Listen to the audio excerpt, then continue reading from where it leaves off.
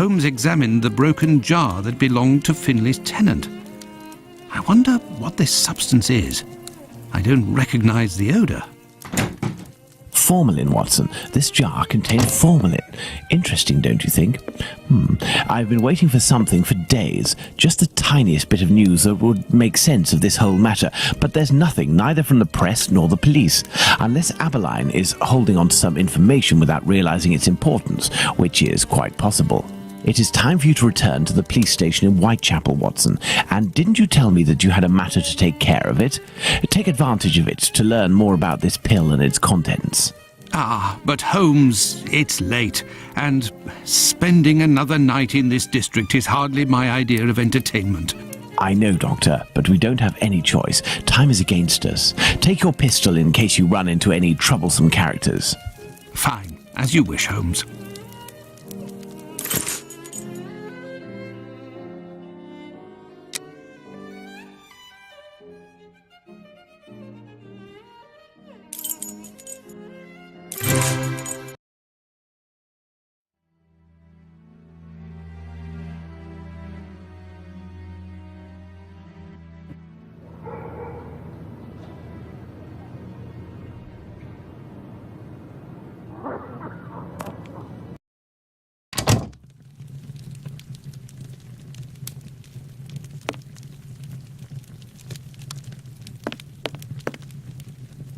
Good evening, Mr. Solomonovich. Good evening, Doctor. What a pleasure to see you again. Tell me, did John Pizer turn himself in to the police? Things unfolded as they should. Look in the newspaper, the Daily News from today. Have you finished converting the harnesses? Yes, just now. I got a little behind because of all the commotion. Commotion? Don't you start. 3 days ago, the very afternoon that you passed by, there was a chase throughout the neighborhood. Hundreds of people were chasing one man, claiming he was responsible for the murders these last few days. Schmonz! It was awful. I hope those maniacs didn't catch him. Better the police should. Farewell, Isaac. Goodbye, Doctor.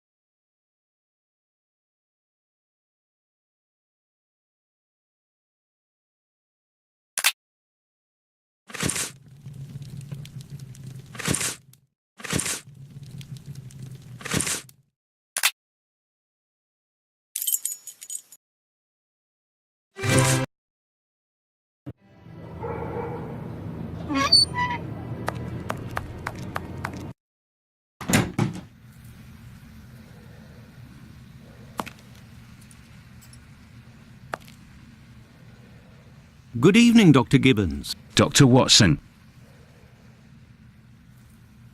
Did you keep the cane we spoke of last time? I was going to sell it tomorrow, would you believe, having not heard word.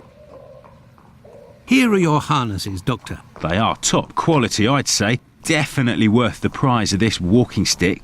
Here, it's yours.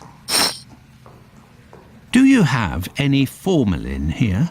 No, definitely not. They have it in university hospitals to conserve anatomical specimens in jars. But in a little clinic like mine, we don't keep anything but bad memories. Well, farewell, Doctor. Goodbye, Dr. Watson. I must go to Miss Bella's. Yes, Doctor? Could you tell me what type of pill this is? Yes, we have those here. It's not really a medication. We give them to patients with chronic respiratory conditions like tuberculosis. Did you have a patient by the name of Annie Chapman, the woman killed 3 days ago? Indeed. She came in the morning of her death. Poor woman. Did you give her these pills? Yes, now that I think of it. She actually came in twice. The first time I gave her an almost empty container without making her pay. She came back during the day and said she dropped the container and stepped on the pills. She wanted to know if I could give her more again without paying. I refused. After she left, a patient who was there told me that he lives at the same place and confided that she had been lying. He saw the pills fall in the tenement's communal kitchen, but the woman immediately wrapped them up in a piece of paper. Where did this paper come from? According to this man, she'd found it near the chimney in the kitchen. Anyone could have thrown that paper there. That envelope can't have anything to do with the murder. Pardon, Doctor? Nothing. I was just talking to myself. Well, farewell, Doctor. Goodbye, Dr. Watson. I must go to Miss Bella's.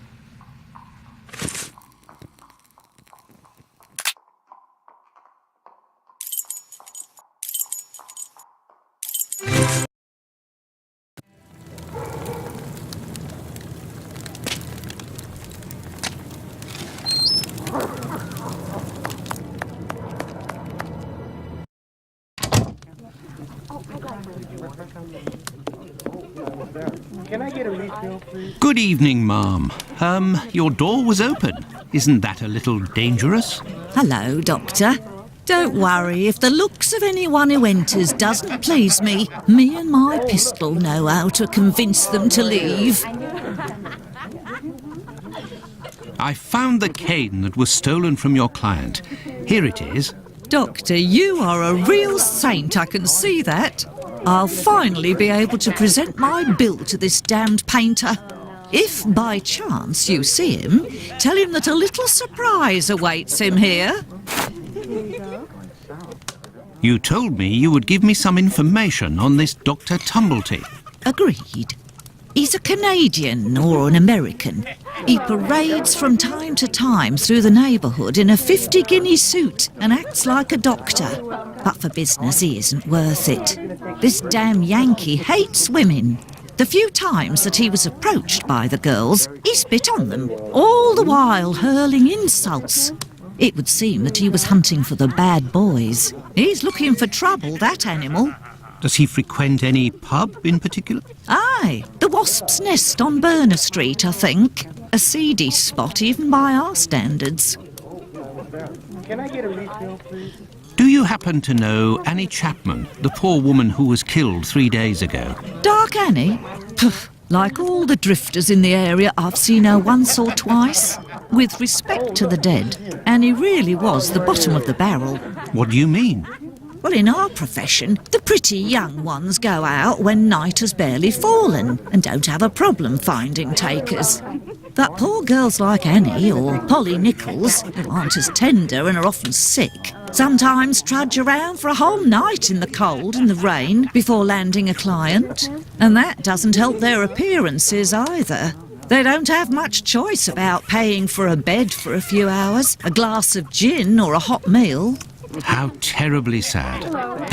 That's the price of survival in Whitechapel, my angel. One of my girls knew Annie for some time. They bought some jewellery on the black market, I think. Jewellery? How could Annie Chapman have possibly afforded jewellery? Luxuries for a woman are always relative to her condition, Doctor. As a matter of fact, it was real cheap junk. Annie got 3 assorted brass rings, I think. It's been said I have a memory for jewellery. Can I get a refill, please? How is Lucy keeping? She's doing well, Doctor. But believe me, it won't last. Rare are the girls who can build a future in our profession. Very well, I shall let you get back to work, Ma. See you soon, my love.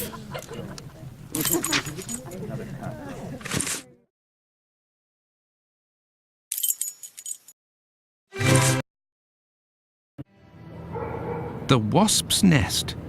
This pub looks even more disreputable than the Golden Lion in Baker Street.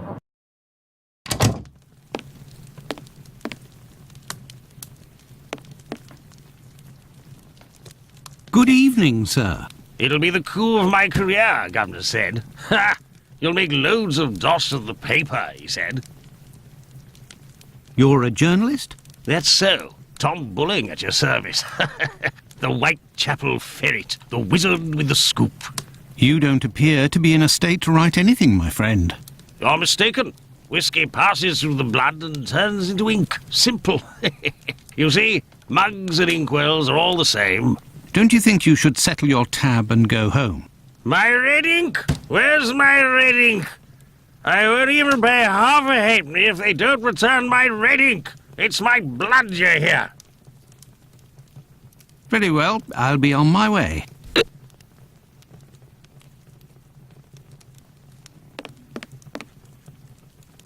Good evening, sir. Well, I know you. Why? We met at Miss Poolman's the other day. So you come to slum it in Whitechapel, eh?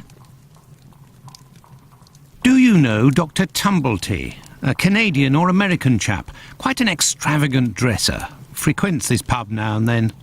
Are you intimate? No. What do you mean by that? Oh, nothing. Nothing at all. I just wanted to prove my discretion concerning this man, in so much and so far as I know him. You wouldn't like it if one day the tables were turned and everyone was talking about why you were in the borough. Isn't that so? As it happens, I saw Miss Poolman recently. She told me that she couldn't wait to see you again. She said something about a surprise that is waiting for you at her establishment. Why, that is some of the best news I've heard, my friend. As thanks, I would like to let you in on a secret. The man that you were talking about, and whom I happen to know by sight, passed by and went through that little door that you see over there. Another man let him in. They weren't together for more than a few minutes, to be sure, eh? Well, I will continue my search. Ah, love. But what is this person trying to imply? This matter is beyond me.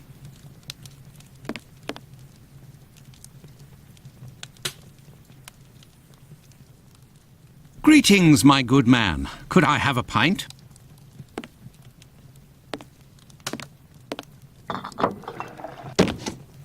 Here, Gov. I've been told that Dr. Tumblety might be found around here. Is that so? I don't do a roll call of all the drunkards here. I've got my hands full just making sure I get their money. Don't people pay when they order? Nah, look at that little scribbler there. Completely dead drunk. Tonight's tally is about as long as his arm.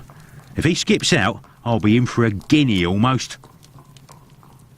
Goodbye, my friend. Oi, that's it.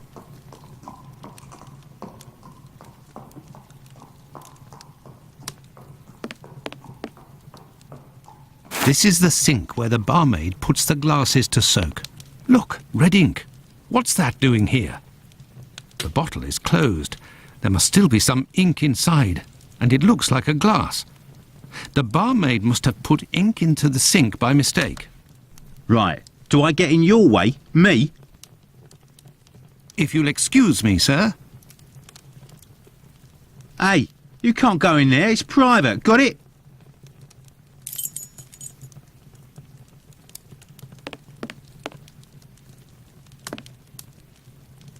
You're the best. The boss told me. My red ink. Where's she be? I found your red ink, my friend. You should settle up and head home. Thank you, my friend, thank you. The spring-heeled phantom will be revived.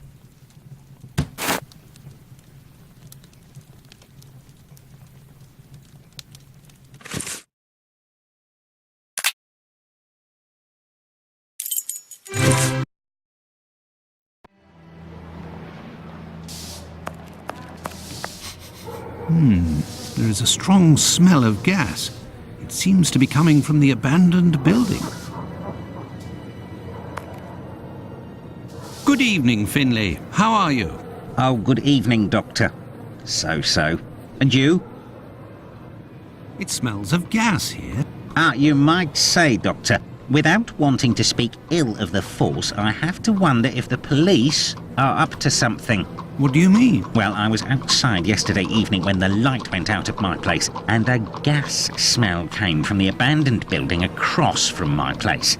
And a minute later, the police arrived and was snooping all around like it was them who hid the gas before arriving. Have things sorted themselves out with your strange tenant? Don't talk about it, Doctor. That man is truly bizarre. He goes to the most sordid locations once night falls. 3 days ago, my wife told me she saw him come in with blood-stained clothes and a fearsome look. Interesting. What does he look like, and how old is he? Oh, he's my age, give or take, so the other side of 50. He's always dressed in a striking manner with an American hat. He's big, close to 5'11", I'd say.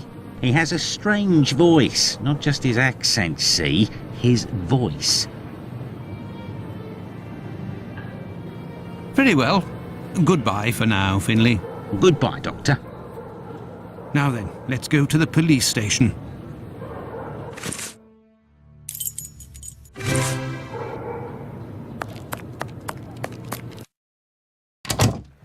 Good evening. I hope I'm not disturbing you. Not at all, Doctor. This man, Mr. Richardson, is a witness to the horrid affair at 29 Hanbury Street, the murder of Annie Chapman. We are discussing the relevance of his testimony. You're probably not in a position to discuss it with me, but I would like to know more about what you call the relevance of this young man's testimony. Oh, there's no secrecy. It's simply that the testimony given by Mr. Richardson doesn't match the time of death given by the coroner, Dr. Phillips. What was the time of death, according to him? Before 4:30 in the morning. My conclusions were the same. Were there any other conflicting testimonies? Well, 2 other witnesses summoned at the preliminary inquest gave testimony, but in these cases too, the times don't match. Do you remember what it was they said? I didn't question them myself. A colleague of mine took down their statements on paper, but on deciding they were of little use, he tore them up and threw them in the bin.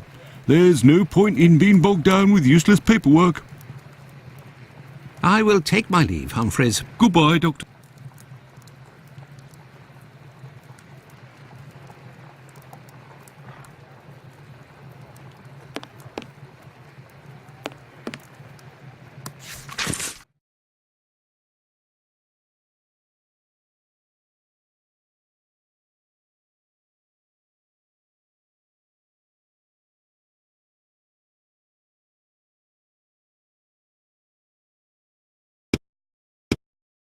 An old report on arrests that took place a few years earlier. Here are the ripped statements. I can piece them together again.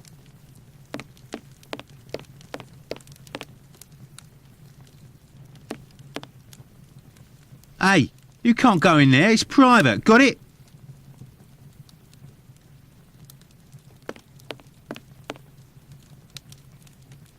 Gov? What's behind that locked door over there? Can I go in? Not likely. And let me be unless you're wanting a drink. Got it? Here you go. It's on the journalist, my friend. I owe you one. The next one is on me. What'll it be? Nothing, thanks. But I may need your help. Listen, my friend. I would like you to let me in the door over there. You're a bobby? A peeler? Absolutely not, my friend. I am a doctor. Fine. I owe you this at least. There's a bloke behind that door there. No pity Bluto. Let's just say he wants to lay low for a moment. So I don't think he'll be opening the door just now. Unless... Tell him you have word from Squibby. That'll open the door. But who can say what'll happen when the door closes? Goodbye, my friend. Oi, that's it.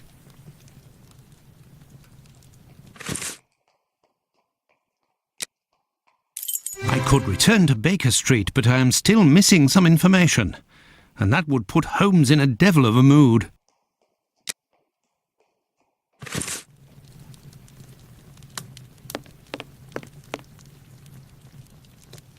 Let me in. I have news from Squibby. But stay calm. And who are you? Where's Squibby? He's out. To be honest, I don't actually know this Squibby chap. I was actually wondering if you knew Dr. Tumblety, a Canadian or American fellow. He came in... Sure we know him. Excellent. Can you... You know about gas? I'm afraid not. I am a doctor. Then I ain't interested. You can be leaving now. But if I find out who snitched to the peelers, I'll find you. Got it? But I can pay you for... Keep your coins for the paupers, or one of the gas boys who ain't afraid of nothing and knows how to hold his tongue. You bring him to me. I'll meet with you.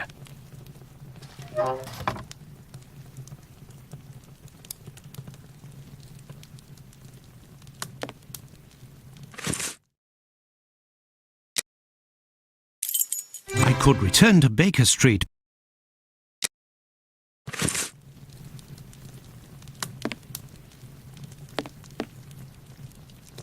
Gov? Goodbye, my friend. Oi, that's it.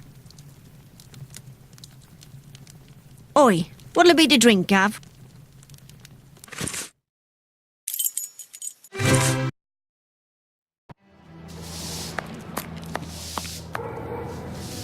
Anything else, Doctor? It smells of gas here.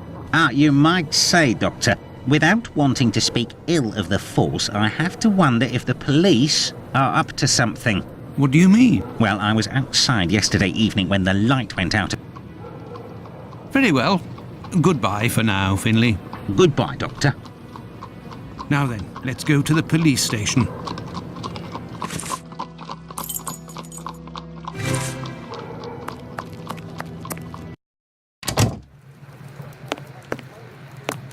Excuse me, Doctor, but I must take Mr. Richardson's statement. May I introduce myself? I'm Dr. Watson. I am... You wouldn't be the chap what writes the detective stories in that there paper? Well, yes, indeed, my stories have been published in the Strand. Go blimey, when I tell me old mum. It would seem your testimony is the subject of some debate. Could you tell me what it was about? They'll be telling I'm a bit befuddled about the times that I told them. But it can't be so. I knows what I sees and what I don't sees that morning. What did you see, or what didn't you see? And at what time, would you say? I'll tell you this for nothing.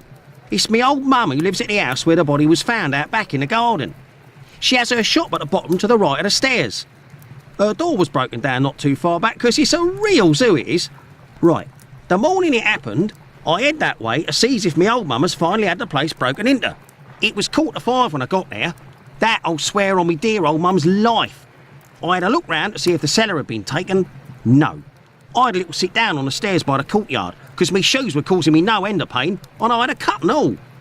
I didn't seize a single thing below the steps, Doctor. Not one single thing. If there was some bird all covered in blood, tain't no how I could have missed that, even if it were night time. Right. 5 minutes after getting to number 29, I had to clip off. And now they tells me that either I can't tell time no more, or I was fixing me loafer next to a stiff that was still steaming. All right then. Evening, gents.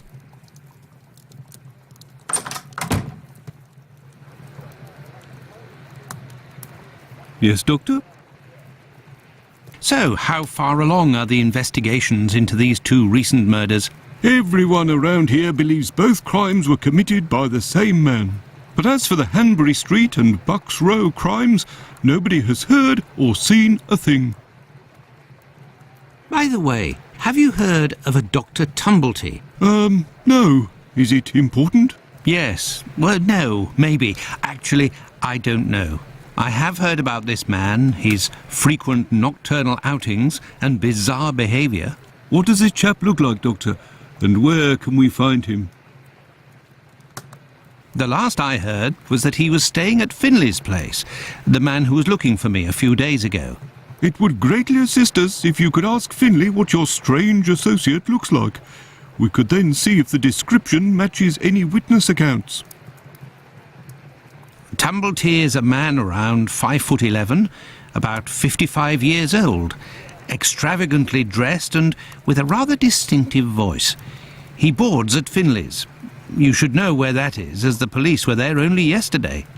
Their arrival coincided with a strange gas leak.